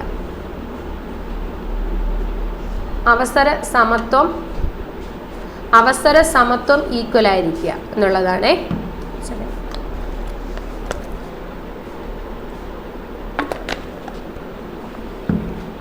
നോക്കിയേ, ആർട്ടിക്കിൾ 16 പറയുന്നത് എന്താണ്? Equal opportunities in the matter of public employment. അവസര സമത്വം ഈക്വൽ ആയിരിക്കണം. ഇപ്പം നമുക്ക് ഒരു എക്സാമിന് നോട്ടിഫിക്കേഷൻ വന്നു. ആ എക്സാമിൻ്റെ ക്വാളിഫിക്കേഷൻ ഡിഗ്രി ആണ് അല്ലെങ്കിൽ +2 ആണെന്ന് വിചാരിക്കുക. അപ്പോൾ ആ ഡിഗ്രി ക്വാളിഫിക്കേഷനുള്ള എല്ലാ ആൾക്കാർക്കും ആ എക്സാമിന് അപ്ലൈ ചെയ്തുകൂടെ? അപ്ലൈ ചെയ്യാമല്ലോ. അവിടെ ഡിഗ്രി ക്വാളിഫൈഡ് ആയിട്ടുള്ള ഇന്ന ജാതിയിൽപ്പെട്ട ഇന്ന ആൾക്കാർക്ക് അപ്ലൈ ചെയ്യാവുന്നൊന്നും ഇല്ലല്ലോ. റിസർവേഷൻ അല്ല പറയുന്നത്. അവസര സമത്വം എങ്ങനെയായിരിക്കണം? ഈക്വൽ ആയിരിക്കണം. 17 ഇറാഡിക്കേഷൻ ഓഫ് അൺടച്ചബിലിറ്റി. ഇനി 18-ൽ പറയുന്നത് അബോളിഷൻ ഓഫ് ടൈറ്റിലാണ്. അബോളിഷൻ ഓഫ് ടൈറ്റിൽ, തലക്കെട്ടുകൾ അബോളിഷ് ചെയ്യുക. Except military and academic. Military ടൈറ്റിലുകളുണ്ട്, തലക്കെട്ടുകളാണ്, അത് നമുക്ക് ഉപയോഗിക്കാം. അക്കാഡമിക് ടൈറ്റിലുകളുണ്ട്, അത് നമുക്ക് ഉപയോഗിക്കാം. അപ്പം മിലിറ്ററി ടൈറ്റിലുകളും അക്കാഡമിക് ടൈറ്റിലുകളും ഒഴികെയുള്ള ടൈറ്റിലുകൾ എന്ന് വെച്ചാൽ പുറത്തെ രാജ്യങ്ങളിൽ നിന്ന് എന്തെങ്കിലുമൊക്കെ ടൈറ്റിൽസ് വരും. ഇപ്പം സർപ്പദവി അല്ലെങ്കിൽ കൈസറി ഹിന്ദു ബഹുമതി ഇത് കേട്ടിട്ടില്ലേ നിങ്ങൾ? ഇങ്ങനെയുള്ള എന്തെങ്കിലും പ്രധാനപ്പെട്ട ലീജിയൻ ഓഫ് ഓർഡർ ഇങ്ങനെയുള്ള എന്തെങ്കിലും ടൈറ്റിലുകൾ നമുക്ക് സ്വീകരിക്കാൻ പറ്റത്തില്ല വിത്ത് കൺസെന്റ് ഓഫ് പ്രസിഡന്റിന്റെ കൺസെന്റോടുകൂടി നമുക്ക് ഏതെങ്കിലും ഒരു ടൈറ്റിലുകൾ ഉപയോഗിക്കാം. പക്ഷെ അതർവൈസ് ഈ മിലിറ്ററി അക്കാഡമിക് ഒഴികെയുള്ള ബാക്കിയുള്ള തലക്കെട്ടുകളെല്ലാം അബോളിഷ് ചെയ്യണം എന്ന് പറയുന്ന ആർട്ടിക്കിളാണ് ആർട്ടിക്കിൾ 18. സോ 14 തൊട്ട് 18 വരെയുള്ള റൈറ്റ് ടു ഇക്വാളിറ്റിയിലെ ആർട്ടിക്കിൾ നിങ്ങൾ പഠിച്ചല്ലോ. 14 എന്താണ്? Equality before law. 15 prohibit discrimination. 16 എന്തായിരുന്നു? Equal opportunity in the matter of public employment. 17 untouchability abolish ചെയ്യണം. 18 അബോളിഷൻ ഓഫ് ടൈറ്റിൽ. അടുത്ത ക്വസ്റ്റിലേക്ക് പോയാലോ. Which article in Indian Constitution state about fundamental duties? ഇപ്പം നമ്മൾ പറഞ്ഞുകൊണ്ടിരുന്നത് ഇപ്പോഴത്തെ ക്വസ്റ്റിൽ നമ്മൾ പറഞ്ഞത് ഫണ്ടമെന്റൽ റൈറ്റ് ആയിരുന്നു അല്ലേ? അതുപോലെ തന്നെ ഉള്ളതാണ് ഫണ്ടമെന്റൽ ഡ്യൂട്ടി എന്ന് പറയുന്നത്. ഫണ്ടമെന്റൽ ഡ്യൂട്ടി എന്ന് പറഞ്ഞാൽ മൗലിക കടമകളാണ്. നമുക്ക് മൗലിക അവകാശങ്ങളുണ്ട് അല്ലേ? നമുക്ക് ഓരോ ഇന്ത്യൻ സിറ്റിസണും എന്തുണ്ട്? മൗലികമായ അവകാശങ്ങളുണ്ട്. അതുപോലെ തന്നെ നമുക്ക് തിരിച്ച് രാജ്യത്തോട് എന്തോ ഉണ്ട്? കടമയും ഉണ്ട്, മൗലിക കടമയുണ്ട്. അപ്പം അത് ആദ്യം മനസ്സിലാക്കണം. ഫണ്ടമെന്റൽ ഡ്യൂട്ടീസിനെ പറ്റി പറയുന്ന പാർട്ട് ഏതാണെന്ന് സ്ഥിരം ചോദിക്കുന്ന ഒരു ക്വസ്റ്റ്യൻ ആണ്. പാർട്ട് 4A അത് തെറ്റിക്കരുത്. പാർട്ട് 4A ഫണ്ടമെന്റൽ ഡ്യൂട്ടിയെ പറ്റി പറയുന്നത്. ഓക്കെ, 4A അപ്പൊ അവിടെ വരുന്ന ആർട്ടിക്കിൾ ഏതാണെന്ന് ചോദിച്ചാൽ 51A. ഇപ്പൊ രണ്ട് പഠിക്കാൻ എളുപ്പമുണ്ട്. 4A 51A. 4A 51A. Fundamental ഡ്യൂട്ടിയെ പറ്റി പറയുന്ന പാർട്ട് ഏതാണെന്ന് ചോദിച്ചാൽ 4A ആണ്, 4A. ആർട്ടിക്കിൾ ഏതാണെന്ന് ചോദിച്ചാൽ 51A. ഫണ്ടമെന്റൽ ഡ്യൂട്ടിയെ പറ്റി പറയുന്ന ആർട്ടിക്കിൾ ഏതാണ്? 51A. ഈ ഫണ്ടമെന്റൽ ഡ്യൂട്ടി എന്ന് പറയുന്ന ഒരു കൺസെപ്റ്റ് നമ്മൾ എവിടെ നിന്ന് എടുത്തിയാന്നറിയാമോ? റഷ്യ. ഫണ്ടമെന്റൽ ഡ്യൂട്ടി നമുക്ക് എവിടെ നിന്ന് കിട്ടിയ കൺസെപ്റ്റ് ആണ്? റഷ്യയിൽ നിന്ന് കിട്ടിയ കൺസെപ്റ്റ് ആണ്. ഈ മൗലിക കടമകൾ ഏത് പാർട്ടിൽ വരും? 4A വരും. ആർട്ടിക്കിൾ ഏതാണെന്ന് ചോദിച്ചാൽ 51A. ഓക്കെ, ഇനി മനസ്സിലാക്കേണ്ട ഒരു കാര്യം എന്ന് വെച്ചാൽ കോൺസ്റ്റിറ്റ്യൂഷൻ നിലവിൽ വരുമ്പോൾ എന്ന് വെച്ചാൽ 1950 ജനുവരി 26 നമ്മുടെ ഇന്ത്യൻ കോൺസ്റ്റിറ്റ്യൂഷൻ നിലവിൽ വരുമ്പോൾ അതിനകത്ത് ഫണ്ടമെന്റൽ ഡ്യൂട്ടി ഇല്ല. വിച്ച് മീൻസ് അതിൽ പിന്നീട് കൂട്ടിച്ചേർത്തതാണ് ഫണ്ടമെന്റൽ ഡ്യൂട്ടി. അപ്പോൾ പിന്നീട് ഒരു കാര്യം ഇന്ത്യൻ കോൺസ്റ്റിറ്റ്യൂഷനിൽ കൂട്ടിച്ചേർക്കണമെങ്കിൽ നമുക്ക് ചുമ്മാതെ കോൺസ്റ്റിറ്റ്യൂഷനിൽ ഒന്നും കൂട്ടിച്ചേർക്കാൻ പറ്റില്ല. കോൺസ്റ്റിറ്റ്യൂഷനിൽ ഒരു കാര്യം കൂട്ടിച്ചേർക്കണമെങ്കിലോ ഇന്ത്യൻ കോൺസ്റ്റിറ്റ്യൂഷൻ ഏതെങ്കിലും ഒരു കാര്യം നമുക്ക് ഡിലീറ്റ് ചെയ്യണമെങ്കിലോ എന്ത് മാറ്റം ഇന്ത്യൻ ഭരണഘടനയിൽ വരുത്തണമെങ്കിലോ നമുക്ക് അമെൻഡ് ചെയ്യണം, ഭേദഗതി വരുത്തണം. ഭേദഗതി വരുത്തുക എന്ന് പറയുമ്പോൾ അവിടെ ഒരു ആക്ട് പാസ്സാക്കണം. ഒരു അമെൻമെന്റ് ആക്ട് പാസ്സാക്കി അമെൻമെന്റ് ചെയ്താൽ മാത്രമേ നമുക്കൊരു മാറ്റം വരുത്താനായിട്ട് പറ്റത്തുള്ളൂ. അപ്പോൾ ഫണ്ടമെന്റൽ ഡ്യൂട്ടിയെ എങ്ങനെയാണ് കൂട്ടിച്ചേർത്തതെന്ന് ചോദിച്ചാൽ അവിടെ ഒരു ആക്ട് പാസ്സാക്കിയിട്ടുണ്ട്, ഒരു അമെൻമെന്റ് നടത്തിയിട്ടുണ്ട്. അപ്പോൾ ആ അമെൻമെന്റ് ഈസ് വെരി ഇമ്പോർട്ടൻറ്റ്. ആ അമെൻമെന്റ് ആണ് 42nd അമെൻമെന്റ് ആക്ട് 1976. ഇങ്ങനെ ഒരുപാട് അമെൻമെന്റുകളുണ്ട്, ഭേദഗതികളുണ്ട്. കഴിഞ്ഞ ക്ലാസ്സിൽ ഞാൻ പറഞ്ഞു തന്നു തോന്നുന്നു നിങ്ങൾക്ക് അല്ലേ? കോൺസ്റ്റിറ്റ്യൂഷനിൽ ഇങ്ങനെ മാറ്റങ്ങൾ വരുത്തണം, കാരണം ഇല്ലെങ്കിൽ കോൺസ്റ്റിറ്റ്യൂഷൻ കാലഹരണപ്പെട്ടു പോകും. 50 ജനുവരി 26 വന്ന കോൺസ്റ്റിറ്റ്യൂഷൻ അതുപോലെ നമുക്ക് മുന്നോട്ട് കൊണ്ടുപോകാൻ പറ്റത്തില്ല. നിയമങ്ങൾ മാറി മാറി വരുന്നു. കാലത്തിനനുസരിച്ച് നമ്മൾ എന്ത് ചെയ്യണം? മാറ്റങ്ങൾ വരുത്തണം. അപ്പോൾ അമെൻമെന്റ് വളരെയധികം അത്യാവശ്യമാണ്. അപ്പോൾ അതിൽ ഏറ്റവും പ്രധാനപ്പെട്ട ഒരു അമെൻമെന്റ് 42nd അമെൻമെന്റ് ആക്ട് 1976 ആണ്. 76-ലെ 42ാമത്തെ അമെൻമെന്റ് ആക്ട്. ഇതിനെ വിളിക്കുന്നത് മിനി കോൺസ്റ്റിറ്റ്യൂഷൻ എന്നാണ്. കാരണം ഒരുപാട് അമെൻമെന്റ്സ് ഇതിനകത്ത് വന്നിട്ടുള്ളത് കൊണ്ട് അതിനെ മിനി കോൺസ്റ്റിറ്റ്യൂഷൻ എന്ന് വിളിക്കുന്നു. അപ്പം ഈ അമെൻമെന്റ് ആക്ടിലൂടെയാണ് ഈ ഫണ്ടമെന്റൽ ഡ്യൂട്ടി എന്ന് പറയുന്ന അല്ലെങ്കിൽ പാർട്ട് 4 എന്ന് പറയുന്ന അല്ലെങ്കിൽ ആർട്ടിക്കിൾ 51A എന്ന് പറയുന്ന കാര്യത്തിനെ നമ്മൾ കൂട്ടിച്ചേർത്തിരിക്കുന്നത്. പറഞ്ഞത് മനസ്സിലായോ? 42ാമത്തെ അമെൻമെന്റ് ആക്ട് ആയിരുന്നു പറഞ്ഞാൽ 1976 മുതലാണ് ഇന്ത്യൻ കോൺസ്റ്റിറ്റ്യൂഷനിൽ ഫണ്ടമെന്റൽ ഡ്യൂട്ടി ഉള്ളത്. അതിനു മുമ്പ് വരെ കോൺസ്റ്റിറ്റ്യൂഷനിൽ എന്തില്ല? ഫണ്ടമെന്റൽ ഡ്യൂട്ടി ഇല്ല. 76 തൊട്ടാണ് ഫണ്ടമെന്റൽ ഡ്യൂട്ടി കോൺസ്റ്റിറ്റ്യൂഷനിൽ വരുന്നത്. അമെൻമെന്റ് ആക്ട് ഏതാണ്? 42nd അമെൻമെന്റ് act 1976. 42nd അമെൻമെന്റ് ആക്ട് 1976ലൂടെയാണ് നമ്മൾ ഫണ്ടമെന്റൽ ഡ്യൂട്ടി ആഡ് ചെയ്തിരിക്കുന്നത്. സോ ഇത്രയും കാര്യങ്ങൾ മനസ്സിലാക്കി വെച്ചേക്കുക. 4A, അതുപോലെ ആർട്ടിക്കിൾ ആണെങ്കിൽ 51A, അതുപോലെ ഇവിടെ നിന്ന് നമ്മൾ ബോറോ ചെയ്തെന്ന് വെച്ചാൽ റഷ്യയിൽ നിന്ന് ബോറോ ചെയ്തു. അമെൻമെന്റ് ആക്ട് ചോദിച്ചാൽ 42nd അമെൻമെന്റ് ആക്ട് 1976. ഇനി നമുക്ക് ടോട്ടൽ എത്ര ഫണ്ടമെന്റൽ ഡ്യൂട്ടി ഉണ്ട് വെച്ചാൽ നമുക്ക് 11 ഫണ്ടമെന്റൽ ഡ്യൂട്ടി ഉണ്ടായിരുന്നു. ഈ 42nd അമെൻമെന്റ് ആക്ട് 1976 നിലവിൽ വരുമ്പോൾ നമുക്ക് 10 ഫണ്ടമെന്റൽ ഡ്യൂട്ടിയേ ഉള്ളൂ. പക്ഷെ നിലവിൽ നമുക്ക് എത്ര ഫണ്ടമെന്റൽ ഡ്യൂട്ടി ഉണ്ട്? 11 ഫണ്ടമെന്റൽ ഡ്യൂട്ടി ഉണ്ട്. അതുകൂടി നിങ്ങളൊന്ന് മനസ്സിലാക്കിയിരിക്കുക. ഓക്കെ, അടുത്ത ക്വസ്റ്റിലേക്ക് പോകാം. The subject of sports comes under which list of Indian Constitution? Indian കോൺസ്റ്റിറ്റ്യൂഷന്റെ ഏത് ലിസ്റ്റിലാണ് സ്പോർട്സ് എന്ന് പറയുന്ന കാര്യം വരുന്നത്? അപ്പം മനസ്സിലാക്കണം ലിസ്റ്റുകൾ എന്താണെന്നുള്ളത് അല്ലേ? അപ്പം നമുക്ക് പ്രധാനമായും നമ്മുടെ രാജ്യത്ത് 3 ലിസ്റ്റുകളാണുള്ളത്. ഒന്ന് യൂണിയൻ ലിസ്റ്റ് ഉണ്ട്, അതുപോലെ തന്നെ സ്റ്റേറ്റ് ലിസ്റ്റ് ഉണ്ട്, മൂന്നാമത്തേതാണ് കൺകറന്റ് ലിസ്റ്റ്. പ്രധാനമായും 3 തരം ലിസ്റ്റുകളാണ് നമുക്കുള്ളത്. അപ്പം ഇവിടെ വേറൊരു ക്വസ്റ്റ്യൻ ഉള്ളത്, ഈ ലിസ്റ്റുകളെ പറ്റി പറയുന്നത് കോൺസ്റ്റിറ്റ്യൂഷൻ്റെ ഏത് ഷെഡ്യൂളിലാണെന്നൊരു ക്വസ്റ്റ്യൻ ഉണ്ട്. ടോട്ടൽ നമുക്ക് എത്ര ഷെഡ്യൂൾ ഉണ്ടെന്ന് പഠിച്ചു? ഇപ്പോൾ 12 ഷെഡ്യൂളുണ്ട്. ഈ 12 ഷെഡ്യൂളിൽ ലിസ്റ്റുകളെ പറ്റി പറയുന്നത് 7ാമത്തെ ഷെഡ്യൂളാണ്. ഷെഡ്യൂൾ 7ലാണ് നമ്മൾ ലിസ്റ്റുകൾ. അപ്പോൾ ടോട്ടൽ നമുക്ക് 12 ഷെഡ്യൂളുണ്ട്. ലിസ്റ്റുകളെ പറ്റി പറയുന്നത് 7ാമത്തെ ഷെഡ്യൂളാണ്. എത്ര ടൈപ്പ് ഓഫ് ലിസ്റ്റ് എന്ന് വെച്ചാൽ പ്രധാനമായും 3 ടൈപ്പ് ലിസ്റ്റുകളുണ്ട്. Union list, state list, concurrent list. Union ലിസ്റ്റിൽ നിലവിൽ 100 സബ്ജക്റ്റുകളെ പറ്റിയിട്ട് പറയുന്നുണ്ട്. യൂണിയൻ ലിസ്റ്റ് എന്ന് വെച്ചാൽ ഈ 100 സബ്ജക്റ്റുകളില്ലേ, ഈ 100 സബ്ജക്റ്റുകളിലും തീരുമാനമെടുക്കുന്നത് യൂണിയൻ ഗവൺമെൻറ് ആണ്. യൂണിയൻ ലിസ്റ്റിൽ പെടുന്ന സബ്ജക്റ്റുകളെ പറ്റിയിട്ട് തീരുമാനമെടുക്കുന്നത് യൂണിയൻ ഗവൺമെൻറ് ആണ്, സെൻട്രൽ ഗവൺമെൻറ് ആണ്. അതിനുള്ള അധികാരം കേന്ദ്ര ഗവൺമെൻറ്റിനാണ്. ഇനി സ്റ്റേറ്റ് ലിസ്റ്റ് ഉണ്ട്. സ്റ്റേറ്റ് ലിസ്റ്റിൽ 61 സബ്ജക്റ്റുകളുണ്ട്. എന്നാൽ ഈ 61 സബ്ജക്റ്റുകളിലും തീരുമാനമെടുക്കുന്നത് സംസ്ഥാന ഗവൺമെൻറ് ആണെന്നാണ് അർത്ഥം. എന്ന് വെച്ചാൽ സ്റ്റേറ്റ് ലിസ്റ്റിൽ പെടുന്ന വിഷയങ്ങളിലെല്ലാം തീരുമാനമെടുക്കുന്നത് അതത് സ്റ്റേറ്റ് ഗവൺമെൻറ് ആണ്. ഇനി മൂന്നാമത്തെ ലിസ്റ്റ് കൺകറന്റ് ലിസ്റ്റാണ്. കൺകറന്റ് ലിസ്റ്റിൽ ഒരു 52 സബ്ജക്റ്റുകളെ പറ്റി പറയുന്നുണ്ട്. ഈ 52 സബ്ജക്റ്റുകളെ പറ്റിയിട്ടും തീരുമാനമെടുക്കുന്നത് യൂണിയൻ ഗവൺമെൻറ്റും സ്റ്റേറ്റ് ഗവൺമെൻറ്റും ഒരുമിച്ചാണ്. യൂണിയൻ ഗവൺമെൻറ്റും സ്റ്റേറ്റ് ഗവൺമെൻറ്റും ഒരുമിച്ചാണ് കൺകറന്റ് ലിസ്റ്റിൽ പെടുന്ന വിഷയങ്ങളിൽ തീരുമാനമെടുക്കുന്നത്. അവിടെ എന്തെങ്കിലും ഒരു കൺഫ്യൂഷൻ, ഒരു ഡെഡ് ലോക്ക് വന്നാൽ ഫൈനൽ ഡിസിഷൻ എടുക്കുന്നത് സെൻട്രൽ ഗവൺമെൻറ് ആണ്, അല്ലെങ്കിൽ കേന്ദ്ര ഗവൺമെൻറ് ആയിരിക്കും ഫൈനൽ തീരുമാനം എടുക്കുന്നത്. സോ മനസ്സിലായല്ലോ, 3 ലിസ്റ്റുകളുണ്ട്: union list, state list, concurrent list. Union ലിസ്റ്റിലെ വിഷയങ്ങളിൽ യൂണിയൻ ഗവൺമെൻറ് തീരുമാനം എടുക്കുന്നു. സ്റ്റേറ്റ് ലിസ്റ്റിലെ വിഷയങ്ങളിൽ സ്റ്റേറ്റ് ഗവൺമെൻറ് തീരുമാനമെടുക്കുന്നു. കൺകറന്റ് ലിസ്റ്റിൽ പെടുന്ന വിഷയങ്ങളിൽ 2 ഗവൺമെൻറ്റിനും ഒരുപോലെ അധികാരമുണ്ട്. എന്നാൽ ഫൈനൽ ഡിസിഷൻ അവിടെ എടുക്കുന്നത് യൂണിയൻ ഗവൺമെൻറ് ആണ്. ഇനി മനസ്സിലാക്കേണ്ടത്, ഈ 3 ലിസ്റ്റിലും പെടാത്ത ചില കാര്യങ്ങളുണ്ട്. ഈ 3 ലിസ്റ്റിലും പെടാത്ത സബ്ജക്റ്റുകളിൽ തീരുമാനമെടുക്കാനുള്ള അധികാരം ഇന്ത്യൻ പാർലമെന്റിനാണ്. ആർക്കാണ് തീരുമാനം എടുക്കാനുള്ള അധികാരം? Indian parliament. ഇന്ത്യൻ പാർലമെന്റിന്റെ ആ അധികാരത്തെയാണ് നമ്മൾ റെസ്യൂഡറി പവർ എന്ന് പറയുന്നത്, അല്ലെങ്കിൽ അവശിഷ്ട അധികാരം എന്ന് പറയുന്നത്. ഫോർ എക്സാമ്പിളും കൂടി പറഞ്ഞു തരാം. സൈബർ ലോ, സൈബർ നിയമങ്ങൾ എന്ന് പറയുന്നത് നിങ്ങൾ കേട്ടിട്ടുണ്ടാവുമല്ലോ, സൈബർ നിയമങ്ങൾ. ഈ സൈബർ നിയമങ്ങൾ റെസ്യൂഡറി പവറിൽ വരുന്നതാണ്. വിച്ച് മീൻസ് അവിടെ സൈബർ നിയമങ്ങളുമായി ബന്ധപ്പെട്ട് തീരുമാനമെടുക്കുന്നത് ഇന്ത്യൻ പാർലമെന്റ് ആണ്. ഈ 3 ലിസ്റ്റിലും വരത്തില്ല സൈബർ ലോ. മനസ്സിലായോ? ലിസ്റ്റുകളെ പറ്റി പറയുന്ന ഷെഡ്യൂൾ 7ഉം ലിസ്റ്റുകളെ പറ്റി പറയുന്ന ആർട്ടിക്കിൾ 246 ആർട്ടിക്കിൾ 246. എന്നാൽ റെസ്യൂഡറി പവറിനെ പറ്റി പറയുന്ന ആർട്ടിക്കിൾ ഏതാണെന്ന് ചോദിച്ചാൽ ആർട്ടിക്കിൾ 248 ആണ്. ആർട്ടിക്കിളുകൾ ഇമ്പോർട്ടൻ്റ് ആണ്. ലിസ്റ്റുകളെ പറ്റിയിട്ട് പറയുന്നത് 246-ൽ, റെസ്യൂഡറി പവറിനെ പറ്റി പറയുന്നത് 248-ലാണ്. അപ്പോൾ റെസ്യൂഡറി പവർ എന്ന് പറയുമ്പോൾ ആരാണ് തീരുമാനമെടുക്കുന്നത്?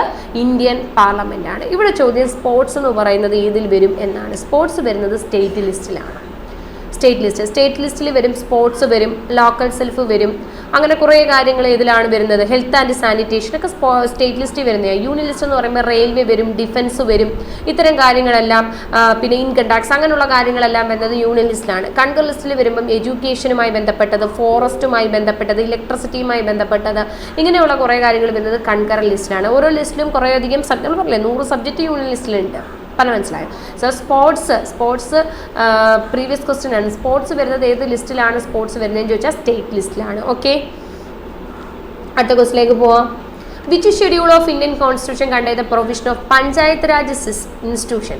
പഞ്ചായത്ത് രാജിനെ പറ്റി പറയുന്ന ഷെഡ്യൂൾ, ടോട്ടൽ 12 ഷെഡ്യൂൾ അല്ലേ ഉള്ളത്.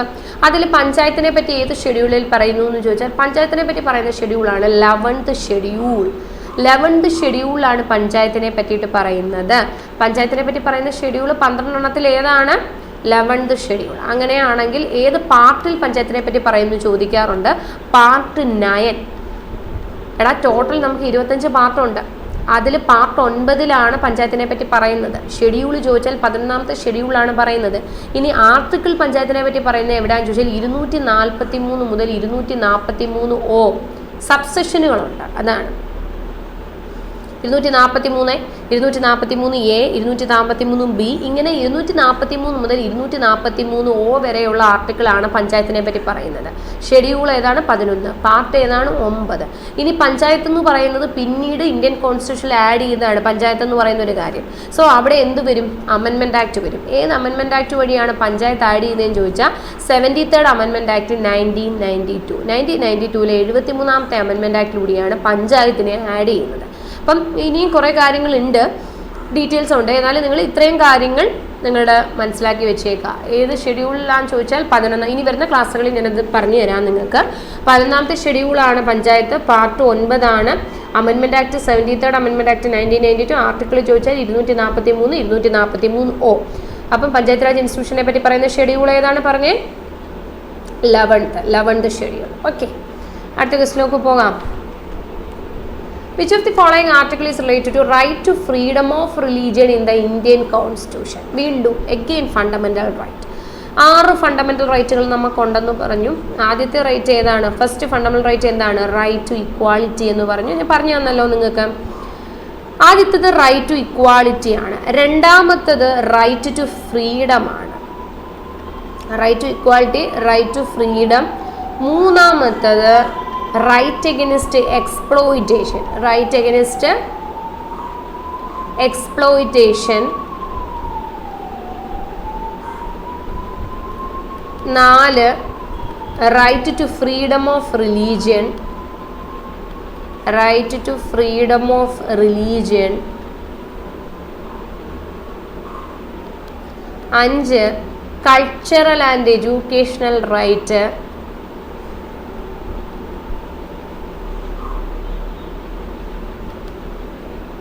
6 right to constitutional remedies. 6 right നിങ്ങൾക്ക് മനസ്സിലായല്ലോ. ഏതൊക്കെയാണ്? Right to equality, right to freedom, right against exploitation, അല്ലെ, തുല്യതയ്ക്കുള്ള അവകാശം, സ്വാതന്ത്ര്യത്തിനുള്ള അവകാശം, ചൂഷണത്തിനെതിരായുള്ള അവകാശം, മതസ്വാതന്ത്ര്യം, അതുപോലെ സാംസ്കാരികവും വിദ്യാഭ്യാസമായ അവകാശം, അതുപോലെ തന്നെ ഭരണഘടനാ പ്രതിവിധിക്കുള്ള അവകാശം. ഇതിൽ right to freedom of religion ആണ് ചോദിച്ചിരിക്കുന്നത്. ഈ ഇക്വാലിറ്റി എന്ന് പറയുന്നത് 14 മുതൽ 18 വരെയുള്ള ആർട്ടിക്കിളാണ് വരുന്നത്. ഫ്രീഡത്തിൽ വരുന്നത് 19 മുതൽ 22 വരെ. എക്സ്പ്ലോയിറ്റേഷനിൽ വരുന്നത് 23ഉം 24ഉം. റിലീജിയൻ വരുമ്പം 25 മുതൽ 28. ഇനി നിങ്ങൾ പറയണം cultural and education right 29, 30. 31 deleted ആണ്. പിന്നെ റെമഡി വരുന്നത് 32 മുതൽ 35 വരെയുള്ള ആർട്ടിക്കിളുകൾ. അപ്പോൾ ഇനി നിങ്ങൾ പറഞ്ഞ right to freedom of religion ഇതിൽ ഏതായിരിക്കും? 25 തൊട്ട് 28 വരെയാണ് എന്തായാലും right to freedom of religion. അപ്പോൾ ഇതിൽ ഏതാണ് വരുന്നത്? Freedom of religion article 25. Article 25 മുതൽ ആർട്ടിക്കിൾ 28 വരെ എന്തുവാന്ന് ചോദിച്ചാൽ മതസ്വാതന്ത്ര്യത്തിനെ പറ്റി, ഫ്രീഡം ഓഫ് റിലീജിയനെ പറ്റി പറയുന്നതാണ്. മനസ്സിലായോ? അതിൽ ആർട്ടിക്കിൾ 25 പറയുന്നുണ്ട് freedom to profess, propagate and any religion എന്ന് പറയുന്നുണ്ട്. Practice, profess, propagate any religion. ഒരാൾക്ക് ഈ ആർട്ടിക്കിൾ 25 പറയുന്ന കാര്യമാണ് പറഞ്ഞത്. Freedom to profess, practice and propagate any religion. ഒരാൾക്ക് അയാളുടെ ഇഷ്ടത്തിനനുസരിച്ച് ഏത് മതത്തിൽ വേണമെങ്കിലും വിശ്വസിക്കാനും അത് പ്രാക്ടീസ് ചെയ്യാനും ഒക്കെയുള്ള അവകാശം ഉണ്ട് എന്ന് പറയുന്ന ആർട്ടിക്കിളാണ് 25. 25 to 28 ഫ്രീഡം ഓഫ് റിലീജിയൻ ആണ്. അതിൽ ആർട്ടിക്കിൾ 25 പറയുന്നത് ഒരാളുടെ ഇഷ്ടത്തിനനുസരിച്ച് അയാൾക്ക് ഏത് മതത്തിൽ വേണമെങ്കിലും വിശ്വസിക്കാനോ ആചരിക്കാനോ അല്ലെങ്കിൽ അതുമായി ചേർന്ന് പ്രവർത്തിക്കാനോ ഒക്കെയുള്ള അവകാശം ഉണ്ടെന്നാണ് ആർട്ടിക്കിൾ 25 പറയുന്നത്. Okay, clear? അടുത്ത ക്വസ്റ്റിലേക്ക് പോവാം. The 6th schedule of the Indian Constitution does not exercise its control to the tribal area of which of the does not. അവിടെ നിങ്ങൾ വരയ്ക്കുക, അണ്ടർലൈൻ ചെയ്യുക. does not ആണ്. മനസ്സിലായി? അപ്പോൾ ഇതിലേതോ 3 എണ്ണം ഉണ്ട്, ഒരെണ്ണം ഇല്ല. 6th ഷെഡ്യൂളിൽ ഉൾപ്പെടുത്താത്ത, ട്രൈബൽ ഏരിയാസിൽ ഉൾപ്പെടുത്താത്ത സ്റ്റേറ്റ് ഏതാണ്? ഇത് പല പ്രാവശ്യം ചോദിച്ചിട്ടുള്ള ഒരു ക്വസ്റ്റ്യൻ ആണ്. വീണ്ടും എഗെയിൻ ടോട്ടൽ 12 ഷെഡ്യൂൾ. അപ്പം 6ാമത്തെ ഷെഡ്യൂളിൽ ഉൾപ്പെടുത്താത്ത അല്ലെങ്കിൽ ആ ട്രൈബൽ ഏരിയയിൽ കൊടുക്കാത്ത സ്റ്റേറ്റ് ഏതാണെന്നുള്ളതാണ്. അപ്പം ഞാനൊന്ന് നിങ്ങൾക്ക് ആ കോഡൊന്ന് മൊത്തം ഈ 12 ഷെഡ്യൂളിൻ്റെ കോഡൊന്ന് പറഞ്ഞുതരാം. 12 ഷെഡ്യൂൾ പഠിക്കാനായിട്ട് ഓൾറെഡി നിങ്ങൾക്ക് അറിയാവുന്നതായിരിക്കും ഈ code. Tears of old PM. Code എന്താണ്? Tears of old. ഈ 12 ഷെഡ്യൂളിൽ നിന്ന് കുറേ ക്വസ്റ്റ്യൻ നമ്മളിപ്പോൾ പറഞ്ഞതുകൊണ്ട് പറഞ്ഞു തരുവാണ്. ടിയേഴ്സ് ഓഫ് ഓൾഡ് PM എന്നൊരു ടിയേഴ്സ് ഓഫ് ഓൾഡ് PM എന്നുള്ള കോഡ് പഠിച്ചു വെച്ചാൽ ഈ 12 ഷെഡ്യൂളും നിങ്ങൾ പഠിക്കും. അപ്പോൾ പിന്നെ നിങ്ങൾക്ക് ഷെഡ്യൂളിൽ നിന്ന് എങ്ങനെ ചോദിച്ചാലും എഴുതാം. T for territory. First schedule ടെറിട്ടറീസിനെ പറ്റി പറയുന്നു. Second schedule first territory. 2 E for emoluments. Emoluments എന്ന് വെച്ചാൽ സാലറി, അലവൻസ്, പ്രിവിലേജ്. മനസ്സിലായോ? അപ്പോൾ പ്രസിഡന്റിൻ്റെ, അതുപോലെ തന്നെ സ്പീക്കറിൻ്റെ, ഡെപ്യൂട്ടി സ്പീക്കറിൻ്റെ, ചെയർമാൻ്റെ, CAGയുടെ, സുപ്രീം കോടതി CJയുടെ, ഇങ്ങനെ ഉയർന്ന ഡിഗ്നിറ്ററീസിലുള്ള ആൾക്കാരുടെ സാലറീനെ പറ്റി അല്ലെങ്കിൽ ശമ്പളത്തെ അല്ലെങ്കിൽ പ്രിവിലേജിനെ പറ്റി പറയുന്നതാണ് സെക്കൻഡ് ഷെഡ്യൂൾ. 3 അഫമേഷൻ അല്ലെങ്കിൽ ഓത്ത്, സത്യപ്രതിജ്ഞയെ പറ്റി പറയുന്നു 3ാമത്തെ ഷെഡ്യൂൾ. ലെറ്റർ നോക്കിക്കോണേ, 2 3 നാലാമത്തെ ലെറ്റർ R അല്ലേ? R ഫോർ രാജ്യസഭാ സീറ്റ്സ് റിസർവേഷൻ. സ്റ്റേറ്റിലും യൂണിയൻ ടെറിട്ടറിയിലും ഒക്കെ രാജ്യസഭാ സീറ്റ്സിന്റെ റിസർവേഷൻ ആണ്. 5 ഷെഡ്യൂൾഡ് ഏരിയാസ്. ഇന്ത്യയിലുള്ള ഷെഡ്യൂൾഡ് ഏരിയാസ് അല്ലെങ്കിൽ ഇന്ത്യയിൽ വരുന്ന ട്രൈബുകൾ ഷെഡ്യൂൾഡ് ഏരിയാസിനെ പറ്റിയിട്ടും അവരുടെ അഡ്മിനിസ്ട്രേഷൻ ആൻഡ് കൺട്രോളിനെ പറ്റി പറയുന്നു. 5 കറക്റ്റ് അല്ലേ? 1 2 3 4 5. ആറാമത്തെ O ആണ് അതർ ഷെഡ്യൂൾഡ് ഏരിയ എന്ന് വെച്ചാൽ വിച്ച് മീൻസ് നമ്മുടെ 4 ഇന്ത്യൻ സ്റ്റേറ്റുകൾക്ക് പ്രത്യേക പ്രൊവിഷൻ കൊടുക്കുന്നുണ്ട്. 5ാമത്തേനകത്ത് ഷെഡ്യൂൾഡ് ഏരിയാസ്, ഇന്ത്യയിലുള്ള ഷെഡ്യൂൾഡ് ഏരിയാസിന്റെ അഡ്മിനിസ്ട്രേഷൻ ആൻഡ് കൺട്രോൾ പറയുമ്പോൾ 6ാമത്തേല് അതർ ഷെഡ്യൂൾഡ് ഏരിയാസ് എന്ന് വെച്ചാൽ ഈ പറയുന്ന ഷെഡ്യൂൾഡ് ഏരിയാസിനകത്ത് പെടാത്ത അല്ലെങ്കിൽ പ്രത്യേക പ്രൊവിഷൻ ഒരു 4 സ്റ്റേറ്റുകൾക്ക് കൊടുക്കുന്നുണ്ട്. ആ 4 സ്റ്റേറ്റ് ആണ് മേഘാലയ, മിസോറാം, ആസാം, ത്രിപുര. ഇതിന് സ്പെഷ്യൽ പ്രൊവിഷൻ. ഇതെന്ന് പറയുമ്പോൾ നമുക്കറിയാം ഇത് ഏത് ഭാഗത്തെ സ്റ്റേറ്റുകളാണ്?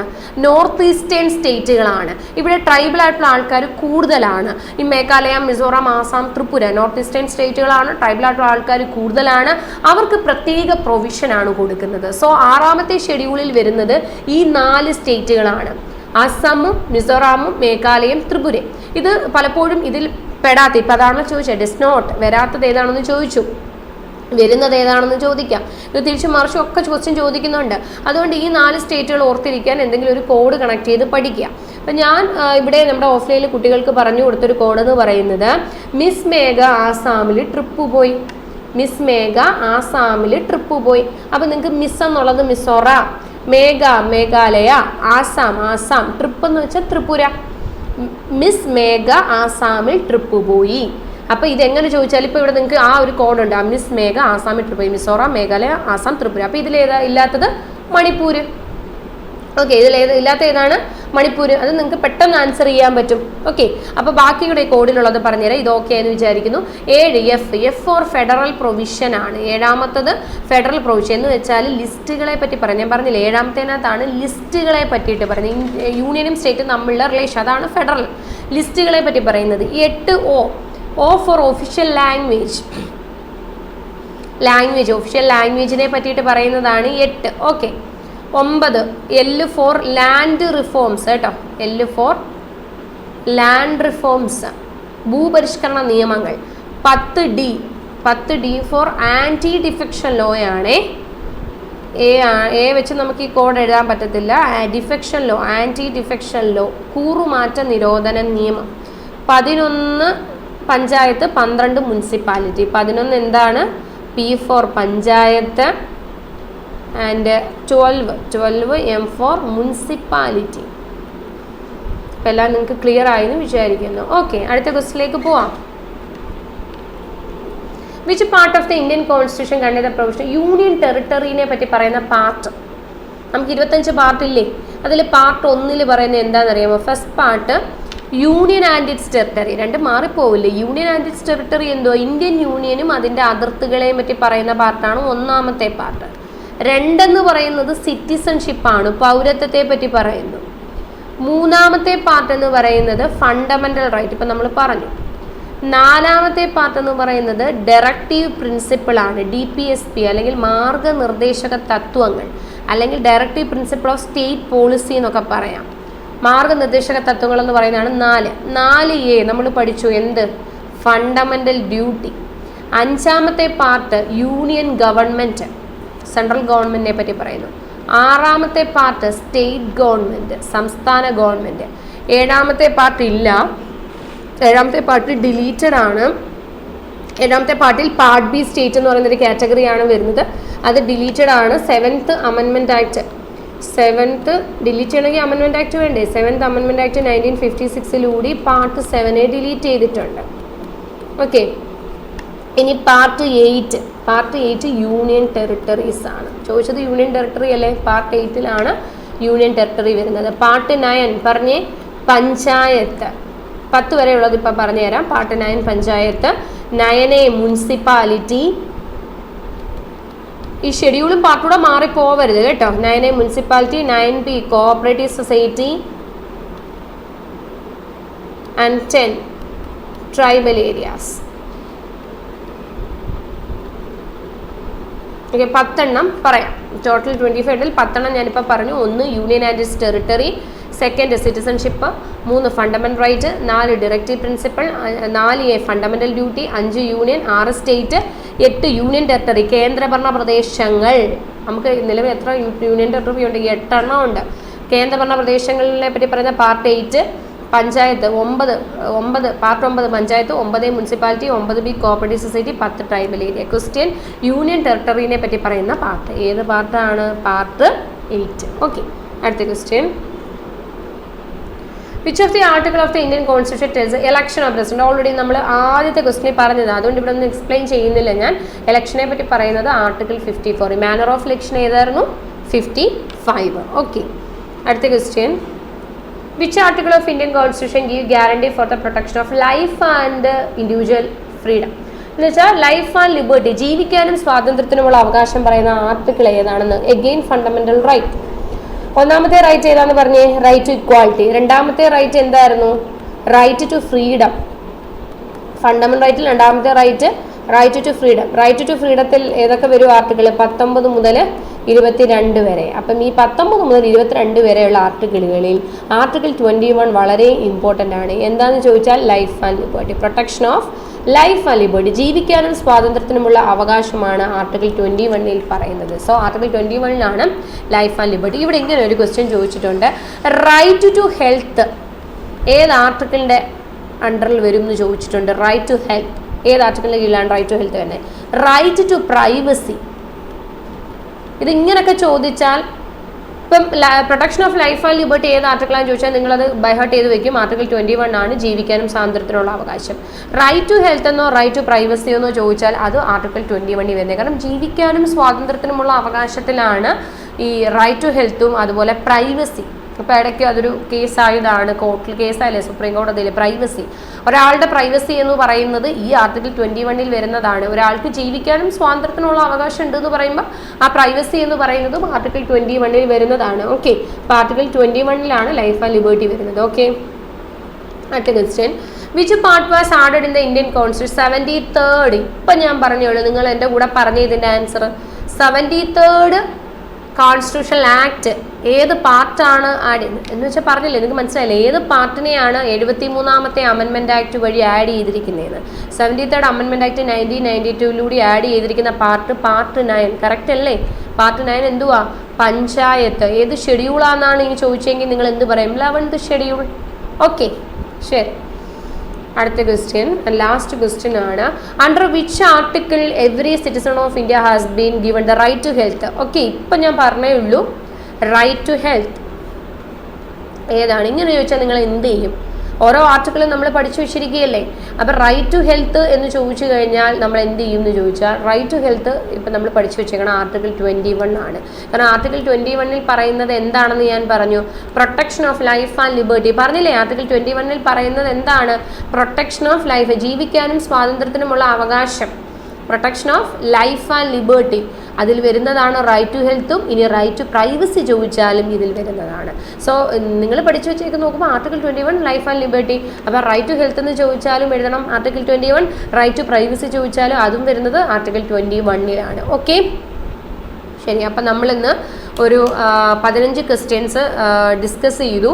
അപ്പോൾ നമ്മളൊരു 15 ക്വസ്റ്റ്യൻ എന്ന് വെച്ചാൽ ഞാൻ ഉദ്ദേശിക്കുന്നത് ഒരു 30 മിനിറ്റ്സ്, അതിൽ കൂടുതലാകുമ്പോൾ നിങ്ങൾക്കും ബോറിംഗ് ആണ്. ഒരു ക്ലാസ്സിൻ്റെ അല്ലേ ദൈർഘ്യം കൂടുന്നതനുസരിച്ച് കാണുമ്പോൾ നിങ്ങൾക്ക് ഒരു ബോറിംഗ് ആണ്. ഒരു മാക്സിമം ഒരു 30 മിനിറ്റ്സിലൊക്കെ ആണെങ്കിൽ നിങ്ങൾ വളരെ ഇൻട്രസ്റ്റിംഗ് ആയിട്ട് ക്ലാസ് കേൾക്കും, പ്രത്യേകിച്ച് പ്രീവിയസ് ക്വസ്റ്റ്യൻ ആകുമ്പോൾ. അപ്പം ഈ 15 ക്വസ്റ്റ്യൻ്റെ കുറേ കൂടി എക്സ്പ്ലെയിൻ ചെയ്ത് വരുമ്പോഴാണ് ഈ ഒരു ടൈം ആകുന്നത്. പക്ഷേ നിങ്ങൾ ഇതെല്ലാം ഇന്ന് പഠിപ്പിച്ച ഈ 15 ക്വസ്റ്റ്യനും നിങ്ങളുടെ MTS ചോദിച്ച ക്വസ്റ്റ്യൻ ആണ്, റെലവൻ്റ് ആയിട്ടുള്ള ക്വസ്റ്റ്യൻ ആണ്. ഇതിൻ്റെ ഈ ഫർദർ ആയിട്ടുള്ള ഇപ്പോൾ എക്സ്പ്ലെയിൻ ചെയ്ത പോയിന്റ്സിൽ നിന്നൊക്കെ ആയിരിക്കും ഇനി അടുത്ത എക്സാമിന് ചോദിക്കുന്നത്. അതുകൊണ്ട് നിങ്ങൾ ഈ ഫുൾ ക്ലാസ്സും നിങ്ങളിരുന്ന് കാണണം.